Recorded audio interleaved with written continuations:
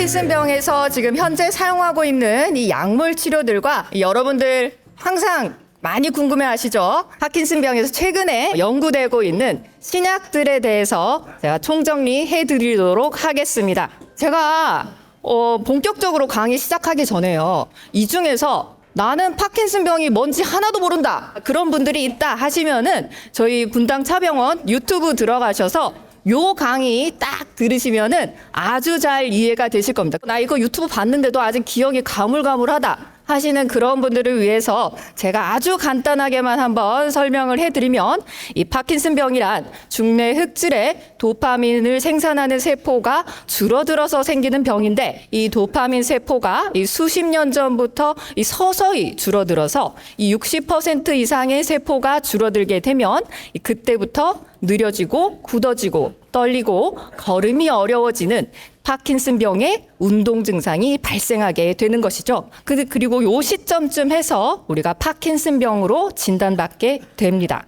근데 이 파킨슨병에는 이런 운동 증상만 생기는 것이 아니라 이 다양한 비운동 증상들이 발생할 수가 있는데요. 이 중에서도 이 램수면 행동 장애라든지 변비, 후각장애, 우울, 불안 같은 증상들은 파킨슨병으로 진단받기 이전부터 나타날 수가 있고요. 이 외에도 인지기능 장애라든지 피로, 무기력, 통증, 소변 장애와 같은 다양한 비운동 증상들을 보이실 수가 있습니다. 자, 여기까지 해서 파킨슨병 아주 간단하게 1초 만에 정리를 해봤고요. 자, 그렇다면은 이제부터는 이 파킨슨병 치료에 대해서 말씀드릴 텐데요. 사실 파킨슨병은 아까 도파민 세포가 줄어든다라고 했기 때문에 제일 좋은 건 이 도파민 세포를 되살릴 수만 있으면은 뭐 베스트일 겁니다. 그죠? 하지만 그거는 아직까지 조금 어렵기 때문에 당장의 이 불편한 운동 증상을 조금 줄여줄 수 있는 바로 그런 치료법들을 우리가 증상 완화 치료제라고 이야기를 하고요. 이 증상 완화 치료제에 바로 여러분들이 지금 복용하고 계시는 여러 가지 약물들, 그리고 진행된 파킨슨병에서 시행할 수 있는 뇌신부 자극술이 있겠습니다. 자, 그래서 오늘은 요 약물 치료 중심으로 한번 말씀을 드려보겠습니다. 자, 저희가 이 강의를 준비하기 한 2달 전쯤에 여러분들께서 도대체 어떤 걸 궁금해 하실까 질문을 쭉 한번 받아봤습니다. 자, 일단은 오늘 오신 여러분들처럼 질문 수준이 굉장히 높았습니다. 다들 엄청나신 분들이라고 생각이 됐는데, 자, 그 중에서 이런 질문이 있었어요. 파킨슨병 약물의 종류에 대해서 자세하게 알고 싶습니다. 라는 것이죠. 네, 맞습니다. 이게 내가 일단 매일 먹고 있는 약이기도 하고요. 그리고 이게 똑같은 파킨슨병이라고 하는데, 어떤 사람은 하루에 한 번, 또 다른 사람은 하루에 4-5번 먹기도 하고, 또 약 색깔도 다르고 개수도 다르고, 이게 왜 다 다른가? 일단은 궁금하시고요. 그죠? 그러고 한편으로는 내가 혹시 뭔가 잘못된 치료를 받고 있는 게 아닌가, 약간의 이제 불안한 마음에 이런 질문 주신 것 같습니다. 자, 일단 저희가 자세하게 알아보기 전에 이 파킨슨병 약물 치료의 대전제, 요거는 꼭 알고 계셔야 된다라고 하는 거는요, 이 파킨슨병 약물 치료의 가장 큰 목적이라고 하면 우리가 일상생활 하시는데 불편하지 않으시도록 하는 게 가장 큰 목적입니다. 그렇기 때문에 파킨슨병으로 진단을 받으시더라도 내가 뭐 밥 먹고 밥 잘 먹고 잘 걸어 다니고 직장 생활하는데 크게 불편하지 않다라고 하면은 본격적인 약물 치료가 필요하지 않을 수도 있다라고 하는 것이죠. 또 같은 맥락에서 이 약을 쓸 때는 이 소량에서부터 시작해서 조금씩 증량을 해 나가면서 너무 과하지도 그렇다고 너무 모자라지도 않게 사용하는 것이 필요하겠습니다. 그렇기 때문에 이 파킨슨병의 증상의 심한 정도, 특히 약효소진 증상이 있는지, 약물 유발 이상 운동증이 있는지가 이 약에 따라서 약을 사용하는 방법이 조금씩 달라질 수 있습니다. 또 어떤 증상을 주로 불편해 하시느냐에 따라서도 약 사용법이 조금씩 달라질 수가 있는데요. 예를 들어서 나는 떨리는 게 너무 불편하다. 나 떨리지만 않으면 생활하는 거 아무렇지도 않다라고 하신다면은 이 도파민 제제 약물 없이 주로는 항콜린성 약물을 사용하실 수도 있는 거죠. 물론 이 약물의 부작용이라든지 동반 질환 또 연령 등도 고려를 해야 될 텐데, 예를 들어서 제가 방금 말씀드렸던 이 항콜린성 약물 같은 경우에는 그 부작용이 기억력이 좀 나빠질 수 있습니다.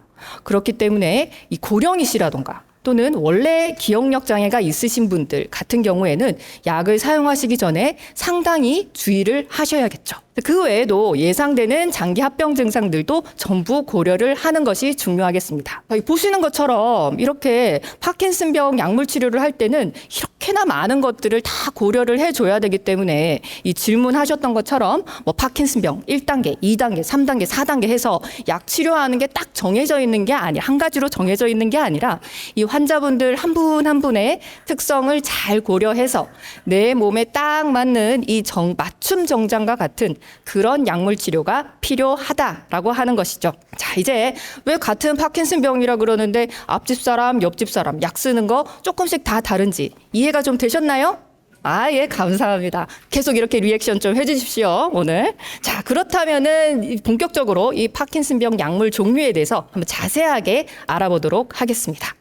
자, 사실 제가 이 부분 여러분들께 설명드리기가 조금 조심스러운 게 일단은 이 약 종류가 너무 많고요. 그리고 약 이름들이 전부 영어 이름이라서 너무 어렵습니다.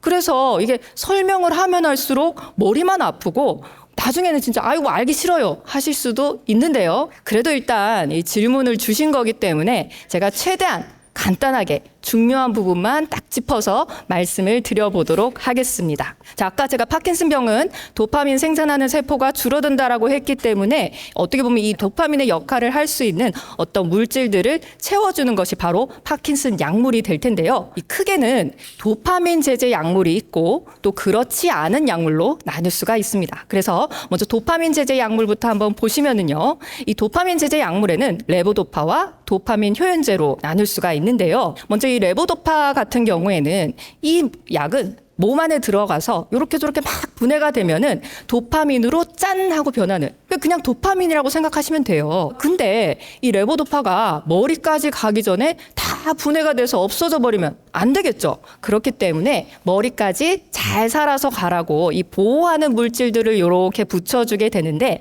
그 물질의 종류에 따라서 이게 도파 눈에 익숙하신가요? 이런 이름이 들어간 상품들이 있고 또 퍼킨이라고 하는 이름이 들어간 상품이 있습니다. 이 레보도파는 사실 가장 먼저 개발이 된 약이기도 하고요. 그렇기 때문에 사실 효과도 제일 세고 부작용도 가장 적은 것으로 되어 있습니다. 이 다음은 도파민 효연제가 되겠는데요. 이 도파민 효연제는 도파민은 아니에요.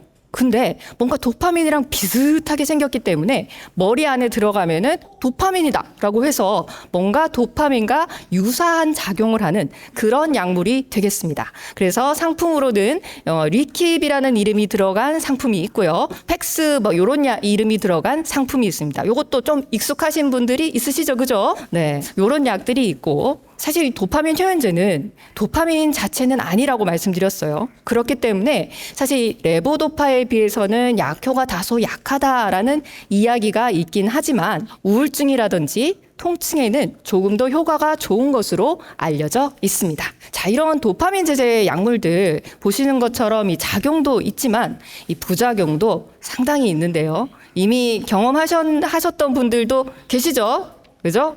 끄덕끄덕 해주시네요. 자, 대표적으로는 입맛이 없고요. 소화가 잘 안 되고, 그리고 졸리시는 경우가 있고, 변비가 심해질 수가 있습니다. 그리고 이런 부작용들은 사실 이 도파민 효연제가 조금 더 흔하게 나타나는 것으로 되어 있기는 합니다. 그런데 이런 부작용들이요. 사실 모든 환자분들이 다 겪는 건 아닙니다. 이 문헌상으로는 10명 중에 한두 명 정도 이런 부작용을 나타낸다라고 되어 있고요.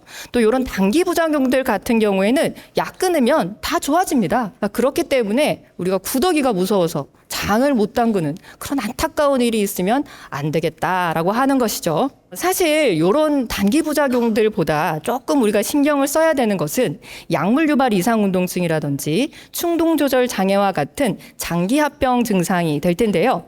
요거는 제가 뒤에서 조금 더 자세하게 말씀드리도록 하겠습니다. 자, 이런 도파민 제제 약물 외에도 다양한 파킨슨 약들이 있는데요. 먼저 마오비 억제제, 콤트 억제제라는 약이고 요거는 상품명으로는 에키피나, 이즈렉트, 트리레보, 온젠티스가 있습니다. 조금 익숙하신 분들 계신가요? 네, 이런 약들이 있고, 아유, 오늘 앞에 리액션 좋으십니다. 감사합니다. 요 약들은 보시는 것처럼 뭔가 억제하는 약인 것 같아요. 그죠? 뭘 억제하느냐? 바로 이 레보도파의 분해를 억제합니다. 그래서 이 레보도파가 머리 안에서 조금 더 많이 이용될 수 있도록, 즉 이 레보도파의 약효가 좀 더 세고 길게 유지될 수 있도록 해주는 그런 약제가 바로 마오비 억제제, 콤트 억제제가 되겠습니다. 특히 이 마오비 억제제인 이즈렉트 같은 경우에는요, 파킨슨병의 진행 속도를 지연시키는, 즉 질병 완화 치료제로서의 효과도 있기 때문에 병의 초기에 증상이 많이 심하지 않으신 경우에는 이 이즈렉트만 단독으로 사용하시는 경우도 있습니다. 이 마오비 억제제, 콤트 억제제 드시면은 말씀드렸던 것처럼 레보도파의 작용도 세지지만은 동시에 부작용도 좀 세질 수 있다라고 하는 단점이 있겠습니다. 다음은 항콜린성 약물인데요. 이 약은 상품명으로는 트리엑신, 벤즈트로핀, 프로이머 이런 약들이 되겠고요. 이 약은 주로는 떨리는 증상에만 효과가 있습니다. 근데 제가 방금 말씀드렸던 것처럼 이 항콜린성 약물 같은 경우에는 기억력 장애라든지 입마름, 시야장애, 배뇨장애, 환시와 같은 부작용들이 조금 다양하게 나타날 수가 있기 때문에 약을 쓰실 때는 반드시 주의를 하셔야겠습니다. 자, 마지막으로 아마타딘, PK-메르스라고 하는 약인데요. 이 약 같은 경우에는 약물 유발 이상 운동증을 좋아지게 할 수 있고요. 또 고용량의 주사 제제로 사용을 했을 때는 이 보행 동결 현상을 호전시키는 그런 작용이 있겠습니다. 자, 보시는 것처럼 이 파킨슨 약물들 다 장점도 있지만은 단점들도 상당히 있긴 한데요. 방금 말씀드렸었죠. 이런 부작용들은 약 끊으면은 다 좋아집니다. 그렇기 때문에 파킨슨 약 쓰시는 거를 너무 지나치게 두려워하실 필요는 없으시다는 거 기억하시면 좋겠습니다. 자, 제가 여기까지 해가지고 이 파킨슨 약물에 대해서 자세하게 말씀드렸는데 어떠십니까?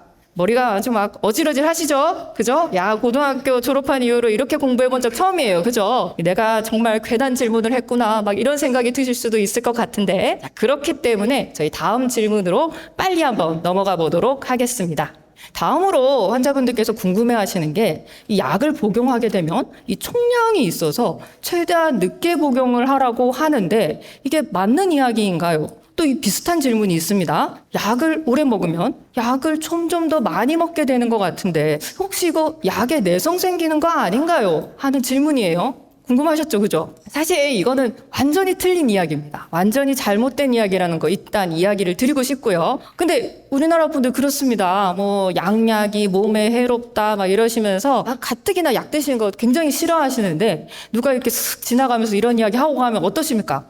아주 그냥 귀가 막 팔랑팔랑해지시죠? 그죠? 자, 근데 실제로 이 세월이 지날수록 약을 조금씩은 더 많이 먹게 되기는 하는데 그렇다면은 도대체 왜 그런 건가? 그래서 설명을 간단하게 해드리면은 아까 파킨슨병은 도파민 세포가 줄어든다라고 말씀을 드렸었는데 이 도파민 세포가요, 도파민을 자체 생산할 수 있는 어떤 공장과 같은 그런 역할을 한다라고 생각하시면 되겠습니다. 그렇기 때문에 이 병이 없으실 때는 이 도파민 세포가 이렇게 빽빽하게 있으면서 예를 들어서 도파민을 100만큼 자체 생산할 수 있다가 병이 생기게 되면은 이 도파민 세포가 줄어들게 되면서 도파민 자체 생산도 줄어들게 된다는 것이죠. 그러면서 파킨슨병 증상들이 발생하는 겁니다. 자, 그러니까 요만큼 줄어든 만큼 도파민 약물을 드셔줘야지 다시 도파민이 100만큼 유지가 되면서 잘 움직일 수 있다라고 하는 것이죠.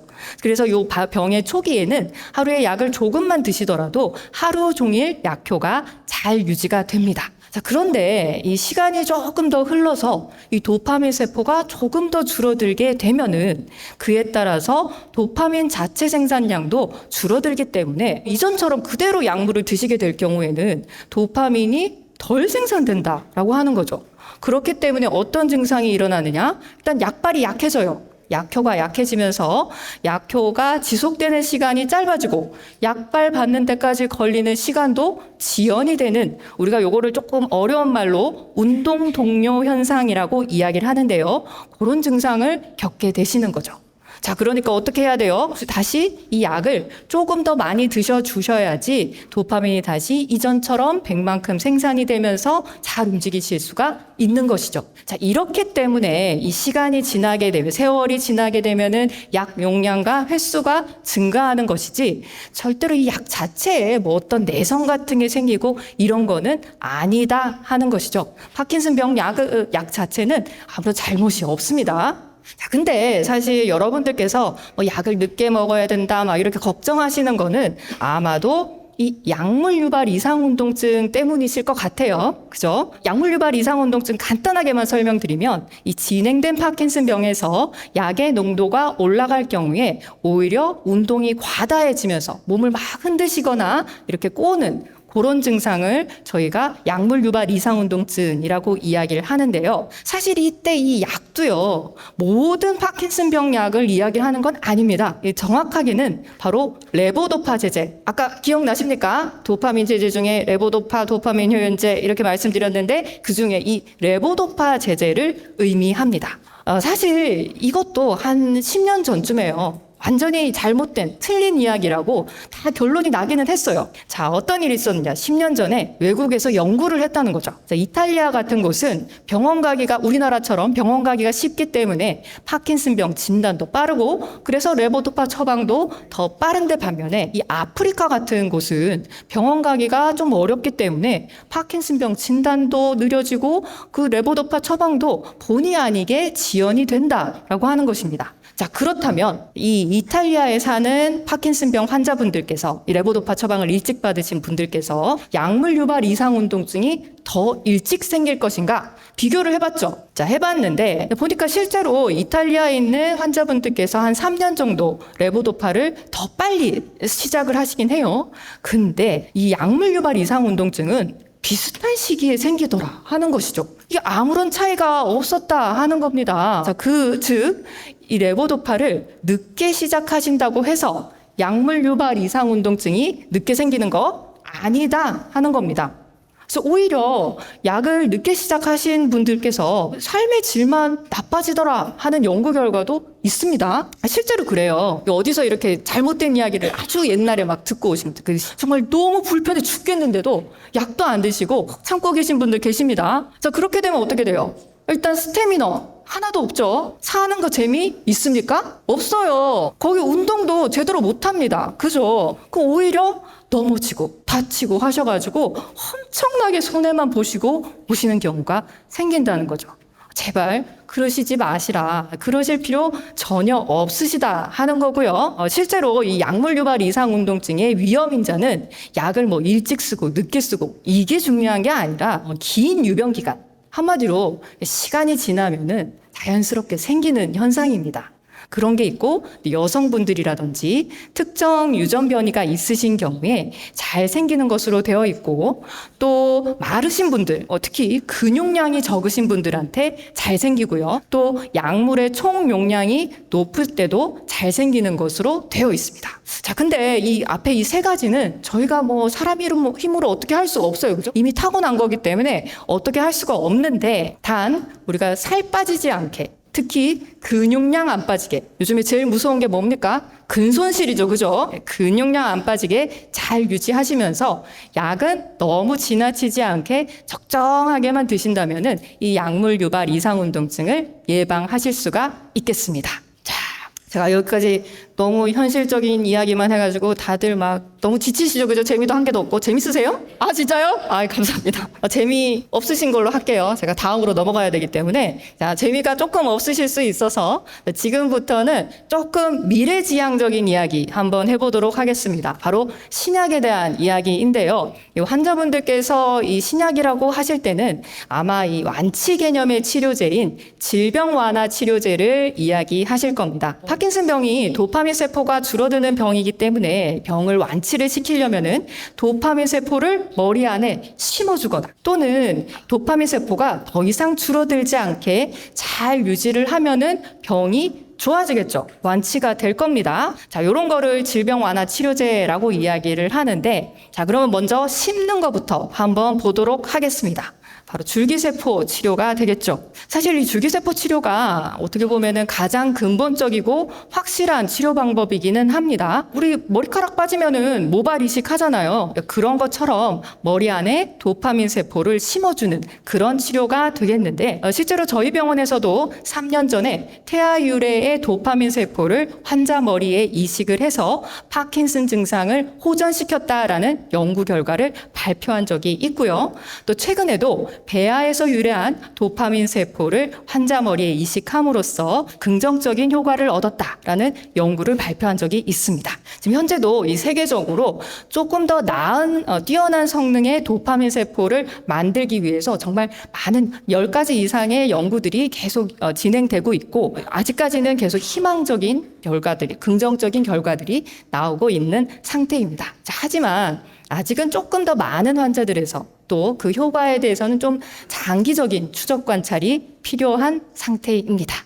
다음은 GLP-1 아고니스트인데, 제가 이렇게 영어로 적어놓으니까 생소하실 수 있는데 다 아시는 거예요. 요즘에 뭐 삭센다니, 위고비니 해서 아주 히트치고 있는 비만 치료제, 살 빼는 약 있잖아요. 요건데 원래는 이게 당뇨 치료제죠, 그죠? 원래 당뇨 치료제로 개발이 된 약이고, 사실 이 파킨슨병이 당뇨와 밀접한 연관이 있기도 하고요.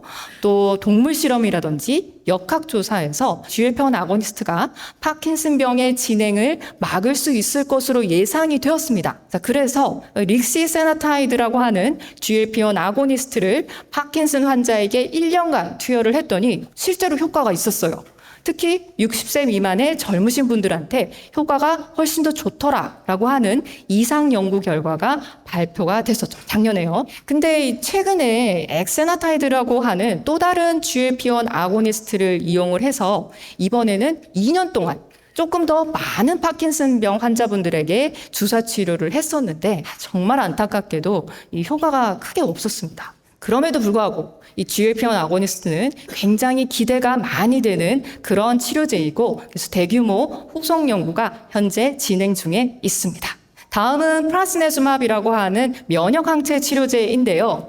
이름이 다 너무 어려워요. 그래서 듣고 싶지도 않은 이름인데, 얘는 도대체 어떤 약이냐? 이 파킨슨병은 알파시뉴클린이라고 하는 이 독성 물질이 머리에 쌓이는 게 문제가 되기 때문에 이 알파시뉴클린을 이렇게 딱 잡아서 머리 안에서 분해시켜 없애버리는 약입니다. 야, 여러분 이거 듣기만 해도 어때요? 뭔가 분해해서 없애버리고 막 이러니까 엄청난 약인 것 같잖아요. 그죠? 사실 저희도 이 약을 처음에 딱 접했을 때 상당히 기대를 많이 하긴 했습니다. 많이 했었는데 안타깝게도 22년도에 처음에 나왔었던 연구에서는 1년 동안 프라시네즈맙을 주사 치료했었는데 크게 효과는 없는 것으로 나오기는 했어요. 근데 이후에 3년간 더 연장해서 치료를 프라시네즈맙을 주사 치료했더니 그 연구 결과가 작년에 나왔는데요. 요거는 연구 디자인상 제가 딱 확실하게 말씀드리기는 어렵긴 하지만 효과가 있을 수도 있겠다라는 연구 결과가 나왔습니다. 사실 이 치료제는 굉장히 기대가 많이 되는 그런 치료제이기도 하고, 그래서 현재도 후속 연구가 진행 중에 있습니다. 그 외에도 뭐 암브록솔, 여러분들 많이 아시는 기침가래약도 있고, 또 프로바이오틱스 같은 요런 약들도 있고, 락투라는 유전자를 타겟팅하는 요런 치료제를 포함해서 많은 수백 가지가 넘는 이 신약들이 현재 연구 개발되고 있는 상태입니다. 그리고 그 어느 때보다도 정말 희망을 가지셔도 좋을 것 같습니다. 자, 여기까지 해서 제가 신약까지 말씀을 드렸고요. 제가 방금 희망을 가십시오, 신약 곧 나옵니다 라고 말씀을 드리기는 했지만 여전히 조금 실망이 되실 것 같아요. 안 그러세요? 조금 되세요? 그렇죠. 나는 사실 하루가 되게 급한데 몇 년을 다시 더 기다려야 된다고 하니 조금 실망이 되실 수 있을 것 같은데요. 자, 그렇다면은 지금 당장 이 파킨슨병의 진행을 막을 수 있는 그런 방법은 없는 것인가? 없으면 오늘 이 강의가 무슨 소용이 있겠습니까? 그죠? 이 많은 분들 이렇게 막 고생시키면서 제가 강의를 이렇게 할 필요가 없죠. 그죠? 자, 그렇다면은 현존하는 유일하게 검증된 질병 완화 치료제, 바로 뭔가요? 이야, 그렇죠. 역시 오늘 오신 분들이 진짜 아주 훌륭한 학생들입니다. 바로 운동인데요. 제가 이렇게 운동입니다라고 말씀을 드려도 여전히 이렇게 고개를 갸웃갸웃 하시는 그런 분들이 있으실 것 같아요. 그래서 그런 분들에게 조금 더 확실하게 동기부여 시켜 드려보도록 하겠습니다. 자, 일단 운동을 하시면은 느리행동이라든가 보행장애 같은 운동 증상 자체가 좋아진다라고 하는 연구 결과들은 정말 수도 없이 많습니다. 특히 병 초기 환자분들 같은 경우에는 도파민 약물을 사용하지 않고도 운동 증상이 좋아진다는 연구 결과도 있죠. 궁극적으로는 이 도파민 약의 사용을 줄일 수 있습니다. 또 뿐만 아니라 도파민 약물의 반응이 상대적으로 적은 증상들, 발음이라든지 또는 자세 이상, 그러니까 몸이 앞쪽으로 이렇게 굽어지거나 옆쪽으로 이렇게 휘어지는 이런 자세 이상 같은 경우에는 도파민 약물에 어떻게 보면 반응이 조금 적은 증상들인데 이런 증상들도 운동을 하시게 되면은 좋아진다라고 하는 연구들이 있습니다. 뿐만 아니라 기억력 장애나 우울증, 피로 통증과 같은 비운동 증상들도 운동을 하시면은 좋아지는 거죠. 한마디로 운동하면은 약도 적게 먹을 수가 있고, 여러분들 약 적게 먹고 싶어 하시잖아요, 그죠? 약도 적게 먹고 또 도파민 약물의 효과가 적은 증상들도 좋아질 수 있더라 하는 것이죠. 자, 제가 이렇게까지 말씀을 드리는데도 불구하고 운동하면은 다 건강해지는 건데 선생님 이거 너무 상식적인 이야기 아닌가요? 이렇게 이야기하실 수 있어요. 자, 그렇다면은 왜 운동이 파킨슨병에 더 특별할 수밖에 없는가? 도대체 그 이유가 무엇인가 하는 것에 대해서 조금 제가 과학적으로 한번 들어가 보겠습니다. 운동을 하시게 되면은 BDNF니, 아이리시닌이 하는 신경 영양인자요. 머리에 한마디로 좋은 것들이죠, 그죠? 여러분들 외래오시면 저한테 맨날 머리에 좋은 거 좀 주세요 이야기 하시잖아요, 그죠? 그런 것들이 운동만 해도 마구마구 분비가 되면서 어떤 변화가 일어나느냐? 염증 반응과 산화 스트레스는 감소시키고 자가포식 능과 신경 가소성은 증가시킴으로써 도파민 신경세포를 보호해준다는 거죠. 자, 근데 이 운동이 단순히 도파민 세포를 보호하는 것에서 끝나는 게 아니라 도파민 세포를 재생시킬 수도 있습니다. 신기하죠? 자, 요거는 올해 초에 나온 연구 결과인데요. 파킨슨병 환자분들 운동 전 그리고 6개월 운동 후에 이 도파민 페트 검사를 해서 도파민 세포가 어떻게 변하는지를 한번 비교를 해봤다는 거죠. 자, 비교를 이렇게 해봤더니 실제로 도파민 세포가 이렇게 증가하는 것을 알 수가 있었습니다. 보시면은 여기 빨간색이 더 많아졌죠. 자, 운동만 했는데 이렇게 도파민 세포가 자라나더라 하는 거죠. 그래서 운동 안 하시면은 사실 이렇게 도파민 세포가 이렇게 줄어듭니다. 그런데 이 운동을 하시게 되면은 도파민 세포가 이렇게 증가하니까 이거는 엄청난 거죠. 그죠? 어떻습니까? 내가 진짜 이 신약 하면서 신약 찾아 산만리를 지금까지 하고 있었는데 신약이 멀리 있지 않았다라고 하는 거죠. 이미 여러분들 몸속에 마음속에 다 가지고 있었던 거더라 하는 겁니다. 자, 여기까지 보시면 어때요? 당장 여기 좁은 데 있지 말고 일어나가지고 운동하러 가야겠구나 막 이런 생각 드실 텐데요. 사실 여기 들어오시기 전에 운동 좀 하신 분들 계시잖아요. 그죠? 의자 막 이렇게 나르시면서 운동 막 하셨죠. 그러실 텐데 제가 아까 말씀드렸었죠. 약 쓰실 때도 내 몸에 맞춘 것 같은 맞춤형 약물 치료. 자, 그렇다면 운동하실 때도 맞춤형 운동 하셔야겠죠. 자, 그래서 지금부터는 재활의학과 김종문 교수님께서 파킨슨병에 어떤 운동이 도움이 되는지, 여러분들이 어떤 운동을 하셔야 되는지에 대해서 또 자세하게 말씀드리도록 하겠습니다. 교수님 부탁드립니다.